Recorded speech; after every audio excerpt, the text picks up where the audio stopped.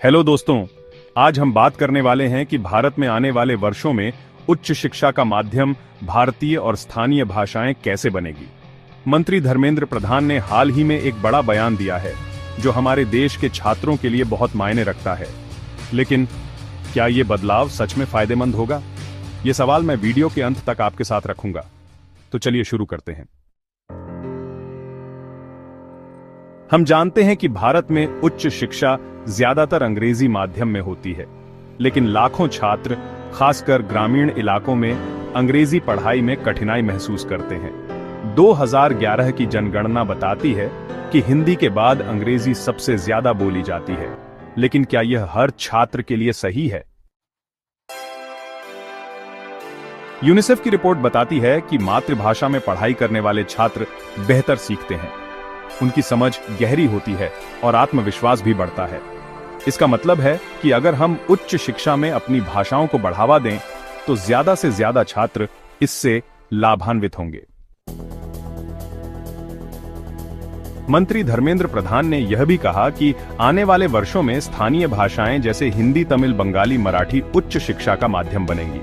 इसका मतलब सिर्फ भाषा संरक्षण ही नहीं, बल्कि शिक्षा को सबके लिए आसान और सुलभ बनाना भी है। यहां मैं आपसे पूछना चाहता हूं, आपके विचार में क्या स्थानीय भाषा में पढ़ाई से शिक्षा बेहतर होगी? नीचे कमेंट करके जरूर बताएं। आपकी राय हमारे लिए बहुत महत्वपूर्ण है। इतिहास देखें तो 1950 के दशक से अंग्रेजी ही मुख्य शिक्षा माध्यम रही, लेकिन अब डिजिटल इंडिया और आत्मनिर्भर भारत के दौर में हमें अपनी भाषाओं को भी बराबरी का मौका देना होगा। हालांकि चुनौतियां भी हैं, जैसे स्थानीय भाषाओं में उच्च शिक्षा के लिए पर्याप्त किताबें, शिक्षकों की ट्रेनिंग और रिसर्च मटेरियल की कमी। इन सभी पर काम करना होगा। फिर भी यह बदलाव हमारे छात्रों को ग्लोबल स्तर पर भी बेहतर बनाने का मौका देगा, बशर्ते शिक्षा की गुणवत्ता बनी रहे। इसलिए इस दिशा में काम तेज होना चाहिए।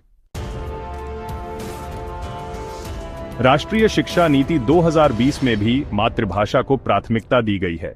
2030 तक सभी स्कूल और कॉलेज इसे लागू करेंगे। क्या ये नीति उच्च शिक्षा तक सफलतापूर्वक पहुंचेगी, ये देखने वाली बात होगी।